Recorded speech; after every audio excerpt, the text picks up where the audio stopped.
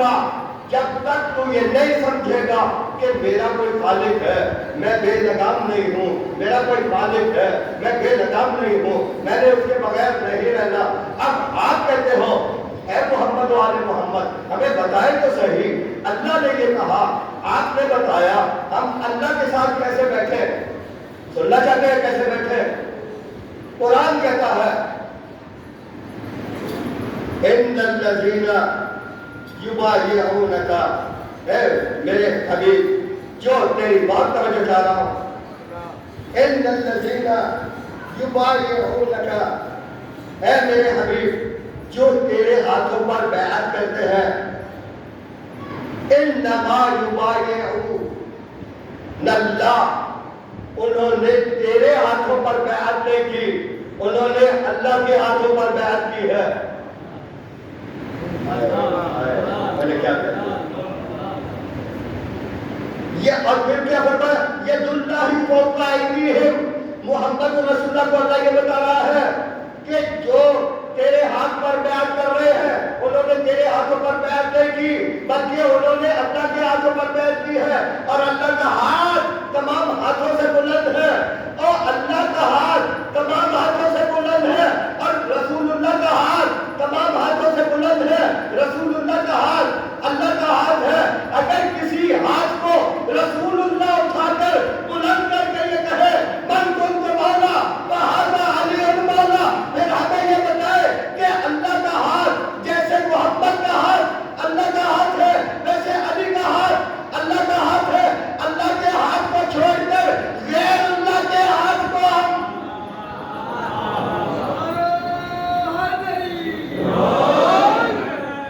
حسین کی مجلس میں اس لیے بیٹھتے ہیں کہ اللہ کی مجلس میں بیٹھ جائے، ہم حسین کے ہاتھوں سے اس لیے لیتے ہیں، اسے کہتے ہیں توحید، اسے شرک نہیں کہتے، اسے توحید کہتے ہیں۔ جب اللہ کہہ رہا ہے کہ حسین کا ہاتھ میرا ہاتھ، اوپر اللہ، اس وقت نیچے بقیت اللہ، اوپر اللہ نیچے بقیت اللہ، اللہ ہی تو کہہ رہا ہے آپ کو بقیت اللہ خیر لکم ان کنتم مومنین، اگر تم مومنین ہو تو بقیت اللہ پر بھی ایمان لے آؤ، اگر بقیت اللہ پر ایمان لاتے ہو بقیت اللہ خیر لکم خیر لکم خیر لکم، ہر چیز سے افضل ہے بقیت اللہ کا ہاتھ۔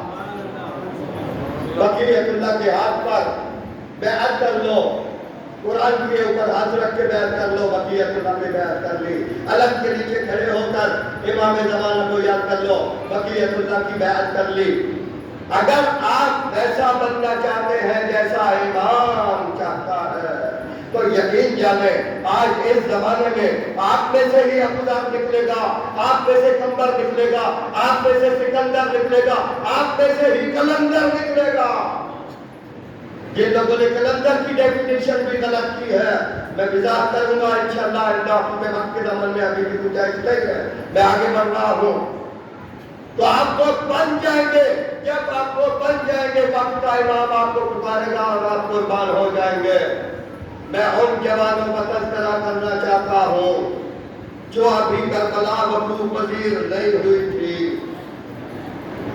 اور کوفہ میں ایک دوسرے کو دیکھ رہے تھے۔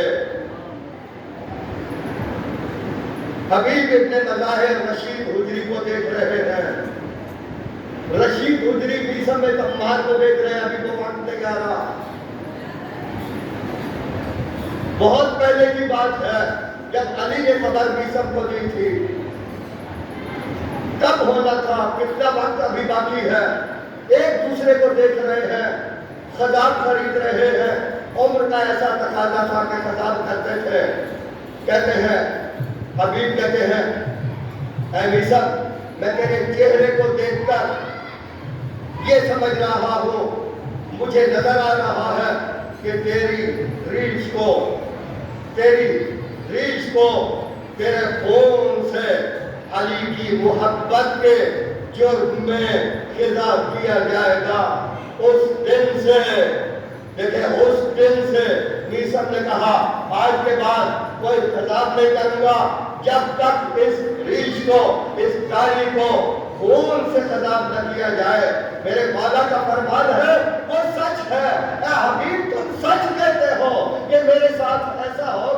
علی نے بھی مجھے یہی کہا تھا کہ تم اتنی محبت کرتے ہو، جیسے علی کو قتل کر دیا گیا ویسے تم میرا محب ہے، تجھے بھی قتل کر دیا جائے گا۔ اور پھر رشید حجری کہتے ہیں اور حبیب ابن مظاہر دونوں کی ملاقات ہوتی ہے اور دونوں ایک دوسرے کے چہرے کو دیکھ کر ایک دوسرے کو یہی بتا رہے ہیں۔ حبیب ابن مظاہر کہتے ہیں رشید حجری میں دیکھ رہا ہوں تیرے چہرے پہ بھی مجھے نظر آ رہا ہے کہ تو کربلا کی زمین پر اتنی معرفت رکھتے تھے کہ تو کربلا کی زمین پر پہنچے گا، وہاں تیری شہادت ہوگی۔ وہ بھی کہتا ہے کہ حبیب میں بھی دیکھ رہا ہوں کہ تو بھی حسین سے بڑی محبت کرتا ہے، یاد رکھ حسین سے محبت تو کرتا ہے لیکن تیرے ساتھ یہ ہونے والا ہے۔ وہ کہتا ہے ہاں ہو جائے، آج کے بعد میں بھی خضاب نہیں کروں گا، جو خضاب خریدا ہوا تھا اسے کہتا ہے کہ آج کے بعد میں خود بھی تیار ہو جاؤں گا اور اپنے ساتھی اور بھی تیار کروں گا، وقت آنے پر حسین کی بارگاہ میں کربلا پہنچ جاؤں گا۔ اسی چیز کا نام عزاداری ہے کہ بالیان مجالس اور علماء آپ کو اس وقت کے لیے اسی طرح تیار کرے جیسے حبیب نے اپنی فوج تیار کی تھی، زہیر نے تیار کی تھی، سعید نے سعد نے تیار کی تھی، رشید حجری نے تیار کی تھی، اور ان لوگوں نے امام کو خط لکھے تھے۔ اور ایک وہ شخص جو ابھی اس لائن پہ نہیں چلا تھا لیکن راستے میں اس نے کیا کیا، امام کے قافلے کا راستہ روکا، اس سے آپ ہور کہتے ہیں جو یزید کی فوج کا گورنر تھا، جنرل تھا، لیکن کیا ہوا اس نے جب راستے میں امام حسین علیہ السلام کے قافلے کو روکا اس وقت وہ معرفت نہیں رکھتا تھا، اس وقت وہ معرفت نہیں رکھتا تھا جو کربلا میں ملی، اور دو جملوں نے اسے معرفت عطا کی۔ جب اس نے امام کی سواری میں بہت توجہ کرتا ہو، آنکھوں سے آنسو آئے، دل روئے، بعد میں جا کے روتے رہنا، لیکن بات سمجھو دو چیزوں نے ان کی زندگی کو بدل دیا۔ ان نے امام کے سواری کی لگام میں ہاتھ ڈالا، ایک مرتبہ محمد سے آواز بلند ہوئی، بی بی زینب عالیہ بنت علی کی آواز بلند ہوتی ہے، بنت علی یہ فرماتی ہے کہ آج کے بعد ہم پر جو بھی مظالم ڈھائے جائیں گے ان کا ذمہ دار ہو تو نے اپنے آپ کو بنا لیا۔ اور تجھے کیا پتا، تو نے تو فقط ہمارا راستہ روکا ہے، لیکن تجھے کیا پتا جس پہ آپ ہو گیا ہمیں اور تو مجھے لے کے جا رہا ہے اس کربلا کے میدان میں، اور اس مولا حسین کو قتل کیا جائے گا، وہاں والی اکبر اور جس کے جوان ہونے کا مجھے انتظار تھا، اور جیسے والدین منتظر ہوتے ہیں کہ میرے بیٹے کا ابھی ریش آ رہی ہے، وہ لوگوں کو بتاتے ہیں، عورتیں بتاتی ہیں کہ میرا بیٹا جوان ہو رہا ہے، ابھی ہماری خوشیاں دیکھنے کے دن آ رہے ہیں، ہم بیٹے کی خوشیاں دیکھیں گے۔ اور تجھے کیا پتا میں علی اکبر کے بارے میں، اور جناب لیلا کیا سوچ رہی ہے، تو جدھر لے کے جا رہا ہے وہاں کیا ہوگا۔ پھر ایک محمل سے بنت الحسین، سکینہ بنت الحسین کی آواز بلند ہوتی ہے، دوسرا جملہ جس نے ان کی زندگی کو تبدیل کر دیا، بنت حسین نے فرمایا کہ عربوں کی ثقافت میں ایسا نہیں ہے کہ وہ کسی ایسے قافلے کو روکے جس میں عورتیں پردہ دار ہوں، اور ہم تو رسول کی بیٹیاں ہیں، ہمیں کیوں روکے جا رہا ہے۔ یہ دو چیزیں، یہ دو جملے ان کے دماغ میں اس طرح بیٹھ گئے کہ اور ان کو باہر نہ نکال سکا۔ 10ویں کا دن آیا، اور نے کہا، اور نے دیکھا اور اپنے آپ سے باتیں کر رہا ہے، دیکھ رہا ہے وہ حسین سامنے کھڑا ہے، وہ نبی کا نواسا ہے۔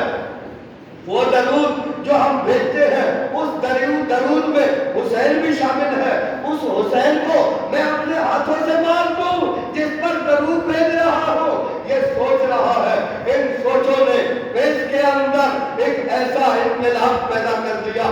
اس نے کیا کیا؟ اس نے اپنے بیٹے کو کہا جلدی کرو، رسی لاؤ، اب میرے ہاتھوں کو باندھو۔ بیٹا آیا، اس نے ہاتھوں کو باندھا، کہا بس ایک ہاتھ میں قرآن کو اٹھاؤ، دوسرے ہاتھ میں خنجر کو اٹھاؤ، بس چلو حسین کی طرف، اب دیر کرنے کی ضرورت نہیں ہے۔ جا رہا ہے مولا حسین کی طرف، لشکر یزید کو چھوڑ کر جا رہا ہے۔ یہ وہ چیزیں ہیں جنہیں آپ معرفت حسین کہتے ہیں، اور جا رہا ہے اور دونوں چیزیں ہاتھ میں ہیں، ایک ہاتھ میں قرآن ہے، ایک ہاتھ میں خنجر ہے۔ کہہ رہا ہے حسین تو وارث قرآن ہے، معاف کر دے، تو قرآن تیرے سامنے پیش کر رہا ہوں، اگر معاف نہ کرے میں بڑے جرم کا مرتکب ہو گیا۔ اگر میں کربلا کے اس میدان میں تمہیں نہ لاتا تو آپ کے ساتھ نہ تو اتنے قتل کیے جاتے، نہ آپ کو شہید کیا جاتا، نہ رسول کی بیٹیوں پر یہ مظالم اٹھائے جاتے۔ اب اور کو نظر آ رہا تھا کہ کل کیا ہونے والا ہے۔ اب وہ دیکھ رہا تھا، جب وہ اس منزل پہ پہنچ گیا تو یزید کو چھوڑ دیا۔ اے جوانوں، اے عزاداروں، میں آپ کو یہی کہتا ہوں کہ آپ چھوڑ دو دنیا کے ایسے کاموں کو، یا ہور بن جاؤ اور زہیر ابن خیر بن جاؤ۔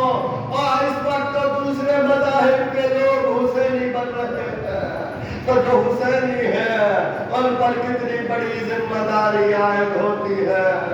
خدا متعال ان جملوں کو اپنی بارگاہ میں قبول و منظور فرمائے، اور کربلا کے اس منظر کو اور حقائق کو پیش کرنے کی جو جسارت کر رہا ہوں، میری بھی وہ قبول فرمائے، آپ کا اعلیٰ قبول و منظور فرمائے، آپ کی جو دعائیں ہیں انہیں قبول و منظور فرمائے۔ آپ کا تو مولا وہ ہے جسے بتانے کی ضرورت نہیں۔ امام وہ ہوتا ہے جو بتائے بغیر جانتا ہے کہ کس کو کیا مشکل ہے۔ ہمارا وہ امام ہے، اس کو یاد کیا کریں۔ اس لیے میں کہتا ہوں سلام کر کے مولا کی بارگاہ میں حاضر ہوا کریں۔ اللہم سب میرے ساتھ بولیں، ہر ایک بولے اللہم کل ولی کال حجت ابن الحسن صلواتک علیہ وعلی آبائہ فی حاضر